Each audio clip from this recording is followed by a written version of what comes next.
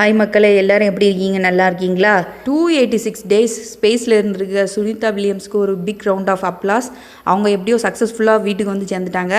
அவங்க தான் உண்மையிலே lady super star, iron lady. எல்லா கிரெடிட்டுமே அவங்களுக்கு தான் போய் சேரும். ஸ்பேஸ்லேருந்து எர்த்துக்கு வருமானு கூட அவங்களுக்கு தெரியாமல் அவங்க எவ்வளோ கான்ஃபிடென்ட்டாக வில் பவரோடு அவங்க எத்தனை நாள் அவங்க ஸ்பேஸில் இருந்திருக்காங்க. நிஜமாவே ஒரு சூப்பர் ஹீரோ அவங்க. நமக்கு அதில் கொஞ்சமாவது அந்த வில் பவர் இருக்கணும், கான்ஃபிடென்ட் இருக்கணும், நம்மளும் தைரியமாக இருக்கணும். எந்த ப்ராப்ளத்தையும் நினச்சி பெருசாக எதையும் நினச்சி ஒரி பண்ணிக்க கூடாது. கான்ஃபிடென்ட்டாக இருக்கணும், தைரியம் தான் ரொம்ப. இந்த மீனோட நேம் தெரிஞ்சுன்னா கமெண்ட் பண்ணுங்கள். கோபால் பல்பொடி தானே பார்த்துருக்கீங்க? இப்போ பாருங்கள், பேஸ்ட்டு எங்கள் கடைக்கு சாம்பிளுக்கு வந்துச்சு.